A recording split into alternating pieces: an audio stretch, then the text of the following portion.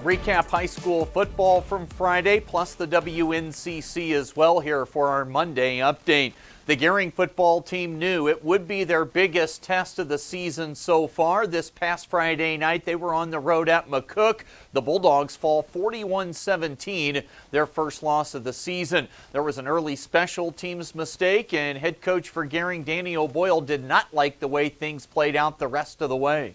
There's really no way to sugarcoat it. We got our tails whipped tonight, and we felt pretty good coming in and thought we had a good game plan. Thought our guys were in a good space before the game, and just came out, and that kind of took the wind out of our sails early. They were able to punch one in, and it just felt like we never really recovered from that. We came back and we responded right away with a good drive of our own and got on the board, but it just felt like they were able to do what they wanted to on offense. We just did not match their physicality. So Gering now 4-1. They get set for a home matchup Friday night with Scottsbluff. For the Bearcats, they started slow in their home blowout win over Lexington, leading just 14-0 at halftime. They come out in the second half and put up 42 points for head coach Judd Hall. Message was just settle in and do what we practiced all week. Reiterated at halftime again that Lexington, they practiced all week too. They're a much improved football team from last year. They wanted to win just as much as we did. So you can't just come in and expect to win. Winning is hard, and you have to earn every win you get. And I think that was the overall message at halftime. No true X and O adjustment. I thought we played hard in the first half. Just needed to play better. That was the message. Find a way to play better. Scottsbluff 4-1 now also, and of course at Gering coming up this Friday night. Also from this last Friday, it was all Bridgeport in their home win over Kimball, with some history along the way for senior quarterback and homecoming king Nick Weibert.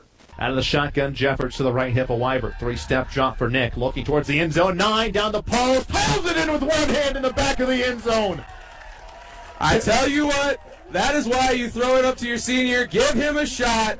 What a grab in the back of the end zone there by Gage 9. Just one-hands it. That's stuff you see on Saturdays and Sundays. But who cares? We're on a Friday night, and Gage pulling one in. I'll go with two receivers split out to the bottom of the set. Cody Bates with 9 in the slot. In the backfield is James Jeffords. Weibert looking deep. No rush. Steps up in the pocket. Takes a shot to the end zone. 9 wide open on the D in the end zone. He has it. Flag comes in, but it's going to be a touchdown. Gage 9. I tell you what, that young man is having a day. The defender lost him. He's turned around watching the quarterback as a DB. That's one of the things you cannot do. Gage 9, he's too good. You have to keep your eyes on him. Able to find that football in the back of the end zone. Draws the flag. Who cares? Bridgeport scores to go into half here. 32-yard receiving touchdown, Gage 9, and that is the 60th touchdown of Nick Weibert's career.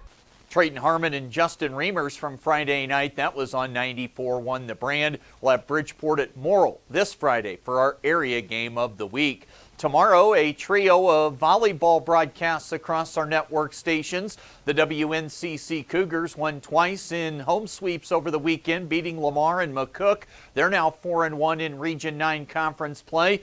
Big opportunity tomorrow night at home as they take on Casper, a team they lost to in 5 sets earlier this year on the road. Also tomorrow, Gering hosting Ogallala. Combined records for the two teams, 31-5. Gering off a weekend title at the Adams Central Invite. Scottsbluff lost in 4 at Thunder Basin. Played competitive volleyball from what I heard. They'll be home to take on rival Sydney tomorrow night. Cougars will be on KOLT. Gering match on KMOR Scottsbluff. That one can be heard on the Trail. And the Cougar soccer teams were in action over the weekend. The men came away at home with a 2-2 tie against Laramie County. The women's match won by LCCC 7-0. That is our Monday update. The latest today from the Sports Desk. I'm Chris Cottrell.